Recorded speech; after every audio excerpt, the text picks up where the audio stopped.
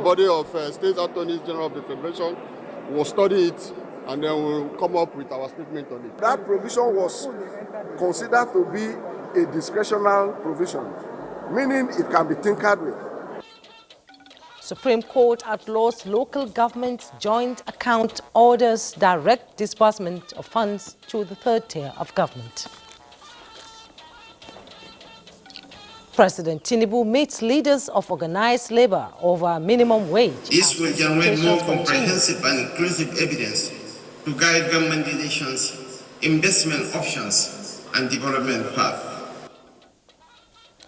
Federal government to deploy technology for enhanced data management as Vice President Kashim Shettima launches user-friendly translated versions. You're watching NTA Network News live with me, Jummai Yusuf. Joining me tonight is the Supreme Court judgment on local government autonomy is former Attorney General of Imo State, Chukwuma Chukwume, SAN.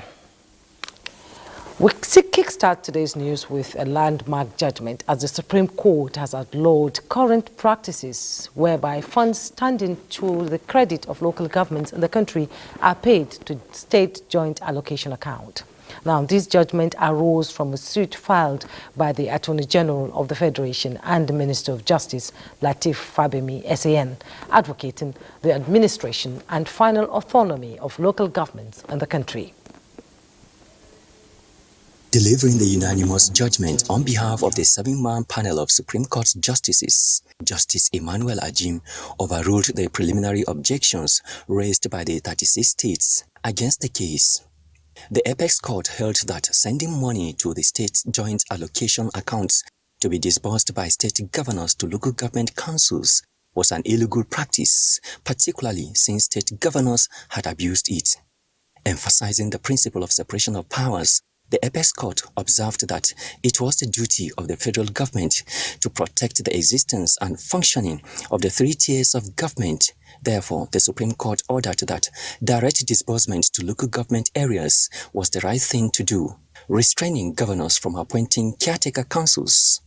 Also, restraining the federal government from recognizing or disbursing funds to any local government not democratically elected. The body of state attorneys general of the federation will study it and then we'll come up with our statement on it. Money due to local government shall be paid through the joint account, but that provision was considered to be a discretional provision, meaning it can be tinkered with.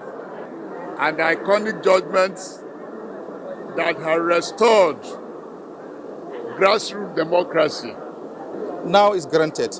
The local government chairman, if elected, he will get his money, he will sit down and design the budget, him and his councillors, and do whatever the people require from his own local government. In the suit, the Attorney General of the Federation and Minister of Justice has sought to give bite to the executive order given by former President Muhammadu Buhari for the entrenchment of local government autonomy to engender their development. Meanwhile, President Bola Tinubu welcomes the decision of the Supreme Court of Nigeria, affirming the spirit, intent and purpose of the Constitution of the Federal Republic of Nigeria on the statutory rights of local governments. The President states that a fundamental challenge to the nation's advancement over the years has been ineffective local government administration, as governance at the critical cellular level of socio-political configuration is nearly absent. Ruth Awele reports. The President emphasizes that the obligation is now on local council leaders to ensure that the broad spectrum of Nigerians living at that level are satisfied, that are benefiting from people-oriented service delivery, noting that the renewed hope agenda is about the people of this country at all levels, irrespective of faith, tribe, gender, political affiliation, or any other perceived artificial line. By virtue of this judgment, the people, especially the poor, will be able to hold their local leaders accountable for their actions and inactions. What is sent to local government accounts will be known, and services must now be provided without excuses. The President added that, and I quote, My administration instituted this suit because of our unwavering belief that our people must have relief, and today's judgment will ensure that it will be only those local officials elected by the people that will control resources of the people. This judgment stands as a resounding affirmation that we can use legitimate means of redress to restructure our country and restructure our economy to make Nigeria a better place to live in and a fairer society for all of our people. End of quote. President Tinubu notes that the provision of some essential amenities and public goods, such as construction and maintenance of certain roads, streets, street lighting, drains, parks, gardens, open spaces, and other residual responsibilities, including community security, has staggered owing to the emasculation of local governments. The President affirms that the decision of the Supreme Court to uphold the constitutional rights and ideals of local governments is of historic significance and further reinforces the effort to enhance Nigeria's true federal fabric for the development of the entire nation. President Tinubu commends the Attorney General of the Federation and Minister of Justice, Lateef Fagbemi, SAN, for his diligence and patriotic effort on this important assignment, adding that his administration remains committed to protecting the principles of the Charter governing citizens, institutions of government, arms and tiers of government, in furtherance of building an efficient and performance-driven governance system that works for every Nigerian. Ruth Aguele, NTA News. And from the State House, we hear reactions have continued to trail the Supreme Court judgment revalidating the autonomy of local government as an independent arm of government. State House correspondent Musbah Wahab reports that leaders of the National Assembly, Attorney General of the Federation and Minister of Justice, as well as Anambra State Governor Chukwuma Soludo, after their visit to the President, commended the Apex Court for the landmark judgment.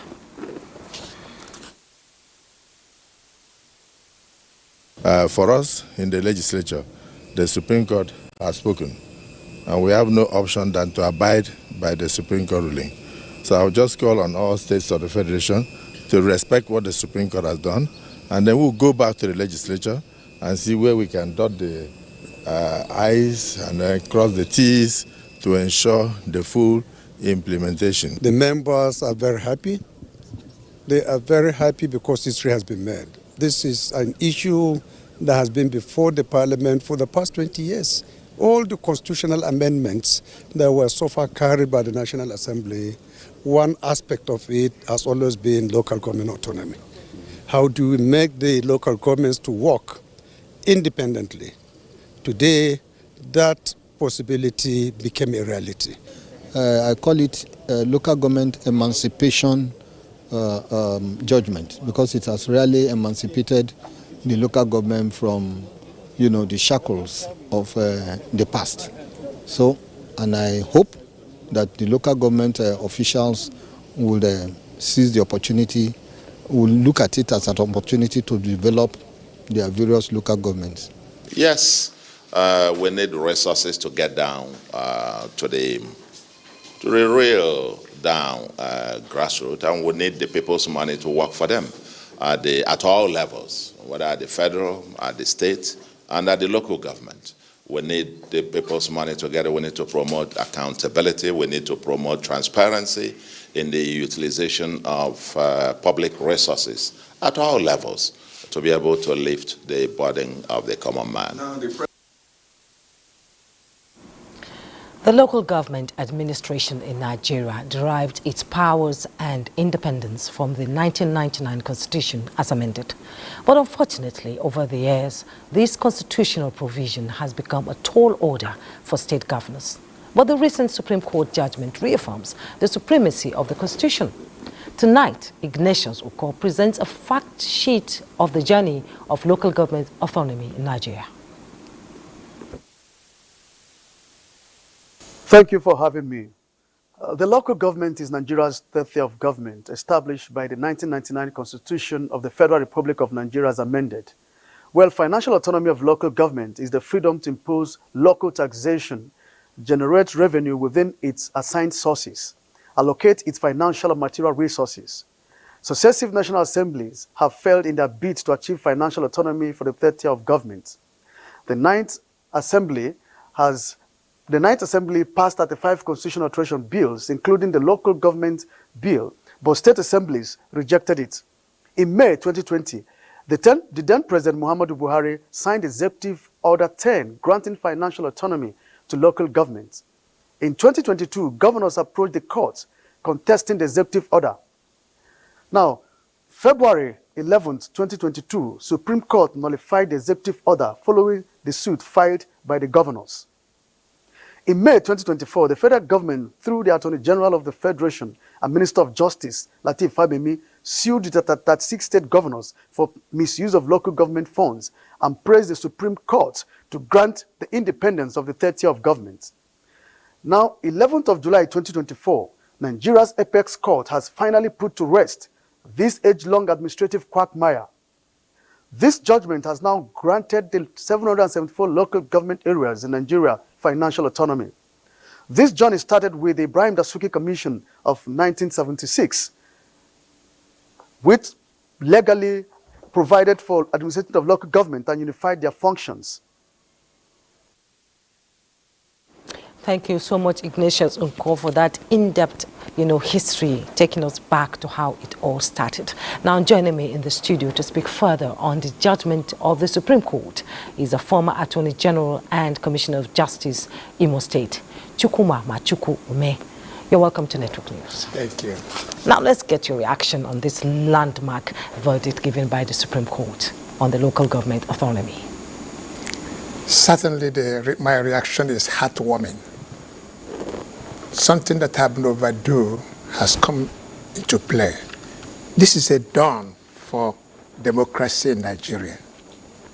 Real democracy is about to start now, because democracy starts from the roots, from the local government, from the people, from the governance that touches every phase of the people.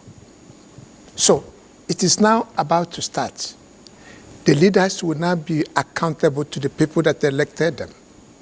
The functions the Constitution created for local government will now be able, the local government councils will now be able to carry them out, because the finance given by the Constitution, the allocation given to the local government will now move straight. You can't elect or institute a type of government without and deny them finance. How would they now function? You see, what I think the judgment has done is restoring what the Constitution created. If you look at the journey of the Constitution, Section 2 of the Constitution created Federal Republic of Nigeria. Anywhere you have republic, Federal Republic, once you are practicing federalism, there is always this three-tier of government: the federal government, the state, and the local government. For all this while, the local government have been muzzled because of that provision of Section 162 that talked about joint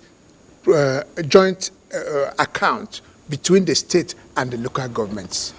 When this money moves into this joint account, the state almost muzzles it and now be given stipends to the local government officials, the chairman and all that, and be giving them stipends just to pay salary, and they're thinking that they're going to do the administration the local government is supposed to do. Yes.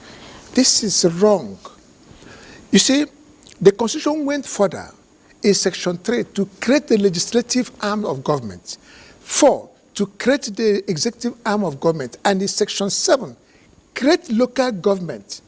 And there's something that came very peculiar in that Section 7. It said local government that is democratically elected. Once somebody is elected to an office, the people voted them. They will be accountable to the people. Yes, it's all about the people, like President Bola. It's all about the people. Yes, and the decision also touches on democratic governance at the third tier of government. And as a former Attorney General and Minister of Justice in Imo State, what is the import of this now? The import is that there will be vibrancy now. There will be a lot of vibrancy because, one, every local government chairman will be now held accountable. The money that is sent allocated directly from the federation account to the local government, we know how much it is. The people should know how much it is. And the program, the local government that the gentleman that contested the local government chairmanship, the program and how he executed it, how the money is accounted for, so that if at the end of the time the money is embezzled, you know how to hold responsible. If you look at the history of Nigeria, for a long time, you don't see any local government that is being taken to EFCC because none of them were managing the fund that was allocated to them. Because this fund do not get to there, the functions expected by the constitution of the local government are never carried out. The employment that should have been generated from the existence and activity of the local government council are not there. If I may cut in there, state governments usually, decide who becomes the local government chairman. Don't you think that they will sort of maneuver it around so that the money comes back to them? It's a very brilliant question you are asking. But then, you see, there is something about political chemistry. Yes, they may think they will do that. But look at a chairman that is elected and who knows that he is going to give account, even if you were brought him as a stooge, when the time comes to give account of the fund, because you are a stooge, will not save you. So an intelligent person would say, yes, I have been assisted to be elected, but accounting for this money, I will be the person to be responsible. And so some of them might start differing from the governor. So it might not be the same day. A new dawn has come. It will not be the same game as before, because some might even come in and decide to take their way because they know they will be responsible for accounting for this fund. Indeed, it's a new dawn and a renewed hope agenda. And this is why I have always respected the governor of Borno State. The governor of Borno State. You see, from beginning, he brought in people, some professors, some doctors, some distant, who came and contested local government election and have been carrying on their own. Yes. We're actually running out of time now. And we thank you so much for coming on Network News to give us your reactions and your views. And I'm sure a lot of reactions will be trailing this Supreme Court judgment as it days and, unfold. Thank you so much, Chukwuma Chukwume, SAN, former Attorney General and Commissioner of Justice, Imo State. It's been a pleasure having you on Network News. Thank you very much. Moving on, President Bola Tinubu says Nigerian workers deserved improved welfare, better wages, as well as safe and enhanced working conditions as the driving force of the nation. He said this when he met with the leaders of the organized labor unions led by President of the Nigeria Labour Congress, Joe Ajero, and his Trade Union Congress of Nigeria counterpart, Festus Osifo, at the State House. President Tinubu was categorical about his concern for the welfare of Nigerian workers and that his administration is prioritizing it. However, the president calls for realistic expectations as regards the minimum wage, stating that Nigerians must cut its coat according to available cloth, saying that before finalizing on the minimum wage process, government has to look at the structure. After the meeting behind closed doors, Minister of Information and National Orientation Mohammed Idris and the labor leaders spoke to State House correspondent on the outcome.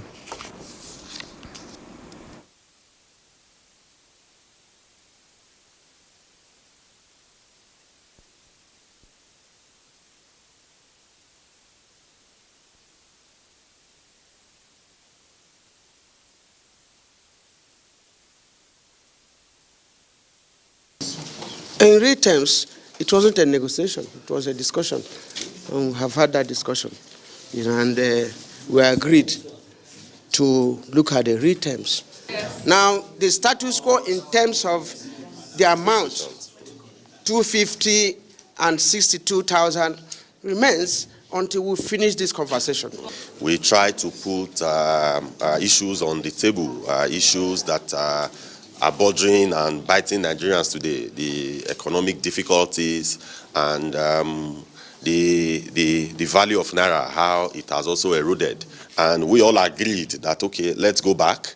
We internalize it, we have some conversations, and that by 1 week time, we come back and we continue the meeting. The Labour Union has asked that government allow them at least a week to consult further. We have allowed them. We are going to reconvene in the next 1 week. And we hope and we believe that at the end of the day, we will have something good for all Nigerians. The president has always said that this is our country. The labor unions are Nigerians. We are all Nigerians. We have to work together to find something that works for all of us. And if all EFCC sensitizes Nigerians on... We'll take a break now. We'll be right back. And say no to the evil of corruption, then within a short time, Nigeria will be great.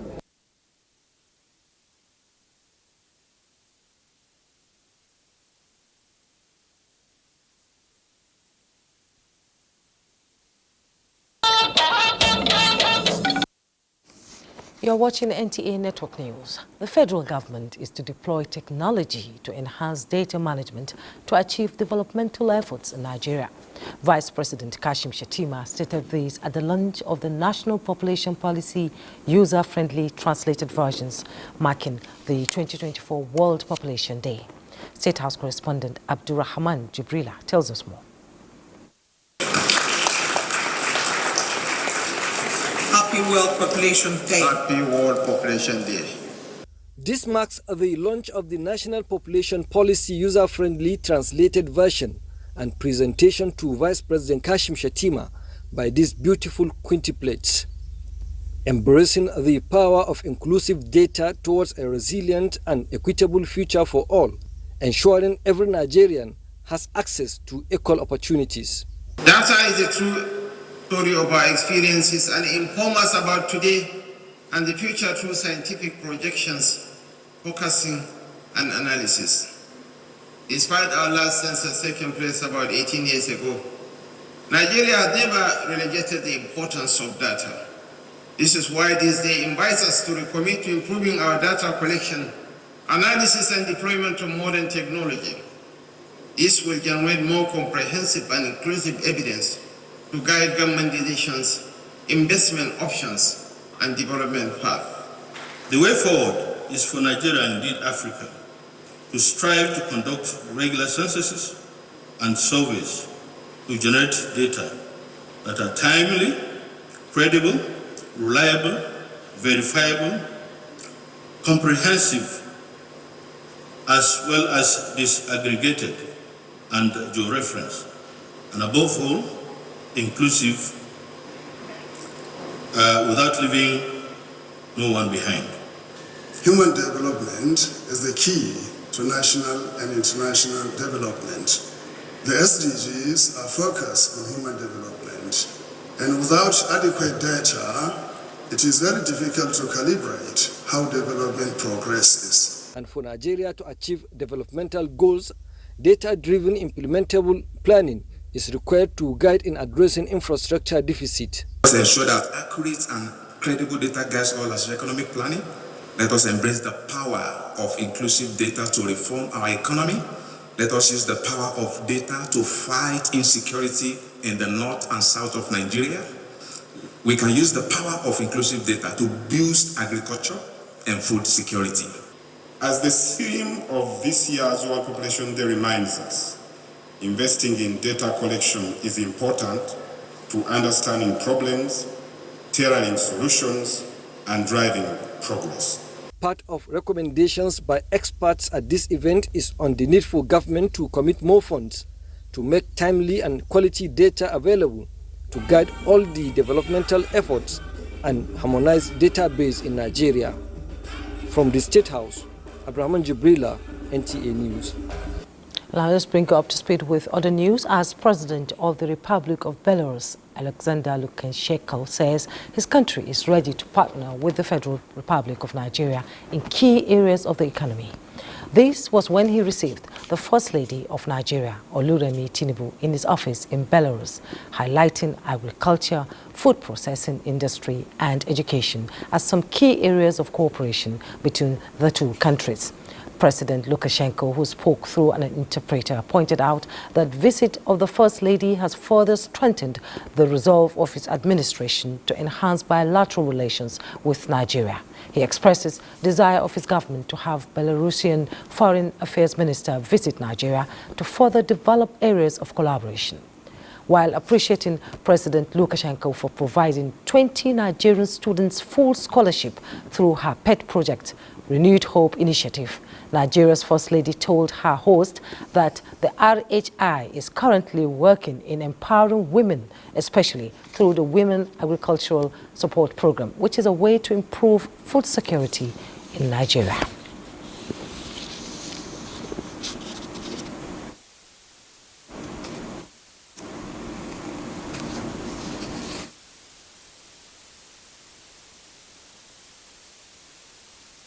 У нас была встреча с министром образования. And we had quite, a few collaborative ideas that both countries can share. И мы Effective oversight of Nigerian banks and other financial institutions in a rapidly evolving financial system requires all stakeholders to scale up capacity to fish out perpetrators of fraudulent acts. Joel Popoala reports that this is the thrust of a two-day workshop organized by Nigeria Deposit Insurance Corporation for law enforcement agencies as part of efforts to guarantee financial system stability. Nigeria Deposit Insurance Corporation, in keeping eagle eye on the nation's financial institutions, requires all law enforcement agencies to work at the same pace with the agency, and the 2024 edition of the annual workshop with the theme Effective Collaboration as a Strategy in the Fight Against Insider Abuses and Other Financial Malpractices in Banks and Other Financial Institutions in Nigeria, is seeking to achieve that purpose. The Managing Director Chief Executive Officer NDIC, Bello Hassan, who was represented by Director Communications and Public Affairs, Nuhu Bashir, knows that the increased surveillance and collaboration has been yielding positive results with more corporate brought to book. Through your collaborative efforts, I'm aware that 14 prosecution cases are ongoing at various courts of our land, 18 ongoing investigations with the FMIU, and 8 with EFCC, and 9 concluded investigations are currently before the Federal Ministry of Justice for advice and necessary prosecution. Both Assistant Inspector General of Police in charge of Force Criminal Investigation Department Alagbo and the Acting Zonal Director of the EFCC agreed that the gains of this workshop will help NDIC and its partners gain more mileage in securing the nation's financial sector. By fostering open communication, sharing best practices, and aligning our strategies, we equip ourselves to better dismantle the schemes of those who exploit the system. The training and areas of discourse, according to the head of Legal Department NDIC, Henry Former, has been carefully chosen to address concerns in the financial system, and participants will now be fully equipped to change the unwanted narrative. In Lagos, Joel Bukwola, NTA News. The Senate has asked authorities vested with police recruitment and promotion to ensure transparency in the process for enhanced security of lives and property across the country. This came up when the lawmakers gave approval to appointees of the President for the Police Service Commission. National Assembly correspondent Lami Ali reports. That the career, progression and professional track record of the nominees.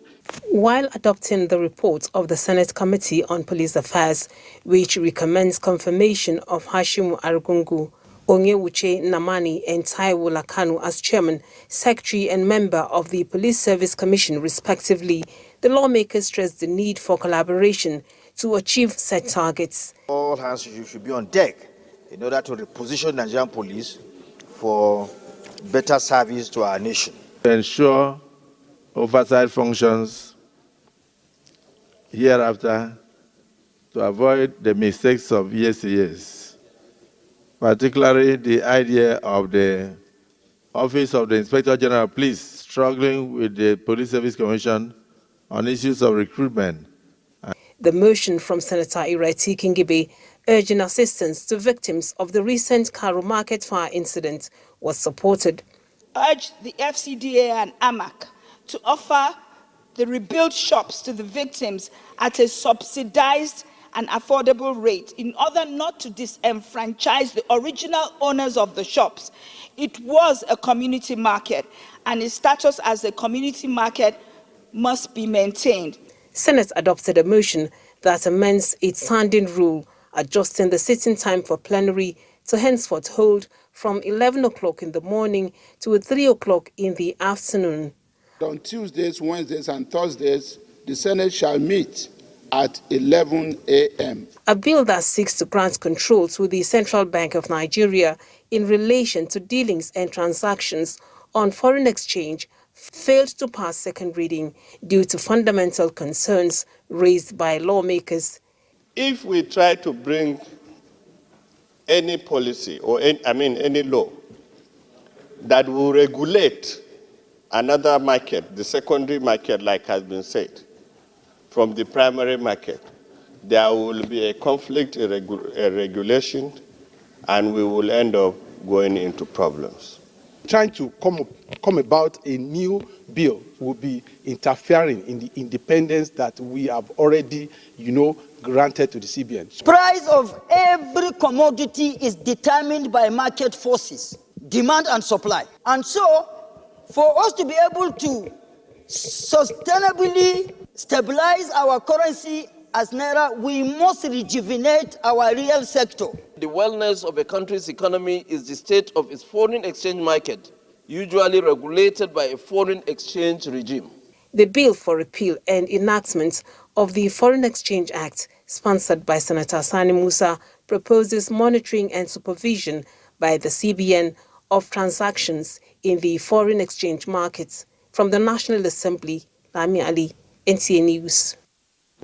The Economic and Financial Crimes Commission, EFCC, is upscaling awareness for citizens to understand the dangers corruption poses to the society. The agency takes advantage of the 2024 African Union Anti-Corruption Day to sensitize more on the ills of corruption with a work within Abuja metropolis. The report. Reportedly loses billions of dollars annually to corruption, impacting economies of the nations on the continent negatively.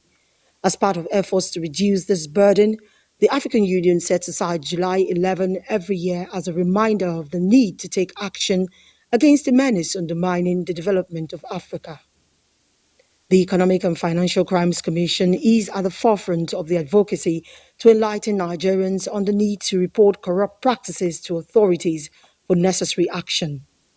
Along with partners, the anti-graft agency defied the early morning light showers to walk the talk. The message we are trying to preach today is that if all Nigerians can come together and say no to the evil of corruption, then within a short time, Nigeria will be great. If Nigeria must develop, corruption must be taken out of this nation, kicked out ferociously and violently, because there is a relationship between insecurity and corruption. I wish to pledge the support of the NLC. Anytime, any day, any moment, we have to come together to fight corruption before corruption will ruin the country. This year targets effective whistleblowers protection mechanism as a critical tool in the fight against corruption. Again, playing up the slogan, if you see something, say something. 10 female students have been offered scholarships by the federal government to pursue their tertiary education. Zaret Digmam reports that Ministry of Education Professor Tahir Mamman made the announcement at a stakeholder engagement in Abuja, where he emphasized that the gesture will accelerate the desired change in the education sector. The initiative, a collaboration between Nigeria, Japan and UNESCO's International Institute of Capacity Building for Africa, heralds a new dawn for education, not only in Nigeria but the continent. It focuses on the teacher we need for quality girl-child education in Nigeria, bringing to bear unique challenges faced by women and girls, especially regarding access to quality education, while also providing workable solutions for inclusiveness. To achieve this goal, continuous professional development for teachers is pertinent, with focus on technology and skills development, which is one area Nigeria's government is passionate about. Girls, they are very sensitive, so teachers need some peculiar training, specific training, to be able to handle their issues. Discuss mechanisms for capacity development of teachers in respect of girls' education. This project is targeted at addressing the serious educational challenges characterized by low educational attainment and high rate of out-of-school children, poor learning, poverty, gender inequality, and acute shortage of qualified teachers, especially female teachers. Japan remains dedicated to promoting safety and stability in Africa through women empowerment. Human capital, including in Nigeria, is by far the largest share of the wealth of a country.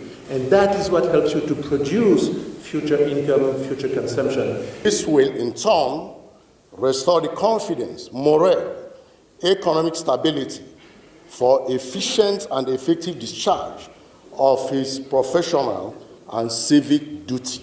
Professor Mamman says new programs to enhance girl-child enrollment in schools are underway. It's going to give more girls like hope and zeal to come back to school and also be part of whatever we are having here. And this discourse is expected to significantly impact and shape the future of women and girls. In Abuja, Zenith Bank, NTA News. The federal government's move towards unification and recapitalization of financial institutions across the country aims at increasing foreign exchange inflow and encouraging economic stability. Group Managing Director and Chief Executive Officer, Zenith Bank PLC, Adiora Umeoji, assures stakeholders that the initiative will not in any way affect payment of dividends, as holistic approach is being put in place to align with current policy of the government on economic recovery. Diana Ajele reports. Zenith Bank PLC, a leading financial institution in Nigeria and Africa, has since inception continued to demonstrate its strength in many visible ways. Shareholders can attest to the fact. According to the Group Managing Director, Chief Executive Officer, Zenith Bank PLC, Adora Umeji, Zenith Bank presently has a customer base of 33 million, which represents a 560% growth from the 5 million customer base in the last 5 years. Looking at raising at 230 billion because we're already at 270.7 billion and our financial speaks for itself. So raising that number will not be a problem for us. During the bank's performance, management said in December 2023, Zenith Bank PLC recorded Tier 1 capital of 1.8 trillion naira, being the highest in the banking industry and the top 10 in Africa. You have seen today we have even 36% of unbanked adults in Nigeria. That creates a room for financial inclusion, and for us in Zenith Bank, we are going to leverage on all those opportunities. When you're talking of FX, the rate, whether it is 1,500, 1,500, 2,000, is not as important as the fact that it is stable. If it is stable, then everybody can use it to plan. And the energy sector for us in Nigeria remains very, very strategic. So the good news is that insecurity has been significantly resolved by the government. So we now have a very secure environment around the Niger Delta. While the bank shareholders fund remains at 2.3 trillion naira, with market capitalization standing at 1.3 trillion naira. Profit after tax is 769 billion naira, which makes it the most profitable bank in Nigeria. Management of Zenith Bank PLC said the bank has over the years maintained industry standards with good customer retention plan, in addition to deploying digital technology to drive transformation in the industry. In Lagos, Diana Ajale, NTA News. Still on the economy, the Association of Nigerian Development Finance Institutions is re-strategizing to unlock transformative projects to support the renewed hope agenda of achieving 1 trillion naira economy. Musa Abubakar reports that the association affirms this commitment at its 2024 Annual General Assembly in Abuja. Inflation on the rise and interest rates climbing. Many businesses in the real sector are feeling the squeeze. At this fourth annual General Assembly, development finance institutions who continue to support the real sector are having a rethink on investments. Recently unveiled economic stabilization program of the federal government, and particularly the associated fiscal stimulus plan, attests to the fact that DFIs in Nigeria must help to engineer the transformation we hope to see in our country in the near term. This forum seeks to accelerate investment in energy, agriculture, manufacturing, and leverage AFCFTA for inclusive growth and development. We're hoping that as we deliberate today, we can get answers and then we can come up with a clear roadmap on how small businesses in Nigeria can access this financing. We work very closely with financial institutions, first to get the infrastructure right, but also to provide capital and guarantees that expand consumer credit.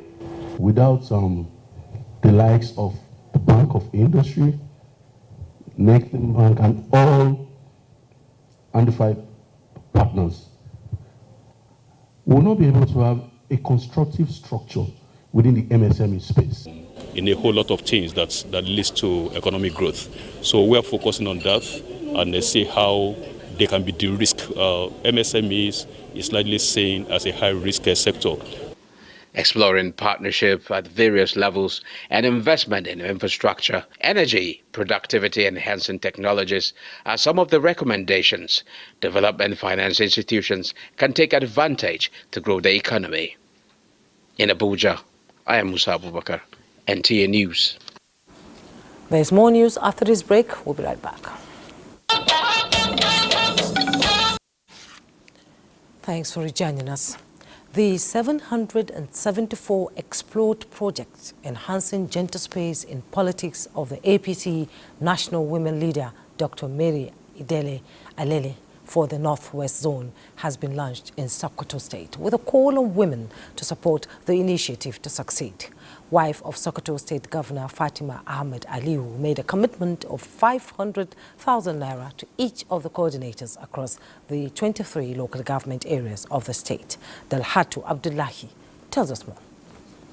The 774 Explored project for enhancing gender space in politics of the APC National Women Leader, Dr. Mary Idile Alile, is seeking for inclusiveness and decision-making of more women in governance across the local government areas in the country. Dr. Idile Alile highlighted on the project, which is aimed at participation of one woman from each of the 774 local government areas in the country, is also intended to engage them into the rudiments of political arena and decision-making in governance. Wife of Sokoto State Governor Fatima Ahmed Aliu Sokoto, who described the project as timely, made a commitment of 500,000 naira to each of the project coordinators in the 23 local government areas of Sokoto State.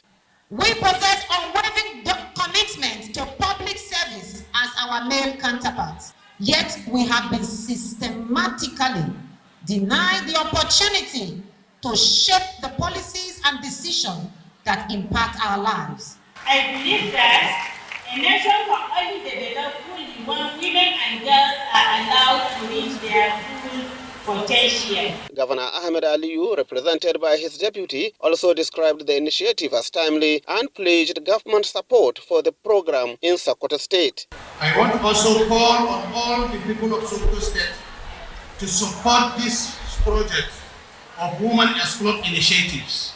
The project is to be executed in the 774 local government areas in the country. In Sokoto, Dalhatu Abdullahi, NTA News. We'll take another break. Please don't go away. Kenyan President William Ruto has announced the dismissal of almost his entire cabinet and is holding consultations to form a broad-based government. These are more on Global Update with Frama Pani. In widespread anti-government protests, President Ruto says the move affects all ministers, including Attorney General, but excluded Prime Cabinet Secretary and Foreign Minister Musalia Mudavadi and Deputy President Rigathi Gachagua. I have today, in line with the powers given to me by Article 1521 and 1525B of the Constitution and Sections 12 of the Office of the Attorney General's Act, decided to dismiss with immediate effect all the Cabinet Secretaries and Attorney General of the Republic of Kenya, of the Cabinet of Kenya, except the Prime Cabinet Secretary and Cabinet Secretary for and Cabinet Secretary for Foreign Affairs. And in other news, Chief of the North Atlantic Treaty Organizations, NATO, Jens Stoltenberg, says Ukraine is on an irreversible path to membership.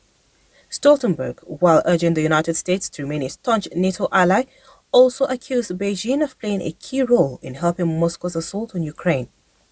NATO allies have announced that they had started transferring F-16 jets to Ukraine while stepping up promises to Kyiv on eventual membership in the alliance at its 75th anniversary summit clouded by political uncertainties in the United States.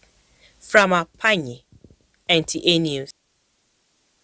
And that's Network News for tonight. Thanks so much for your time. I am Jummai Yusuf.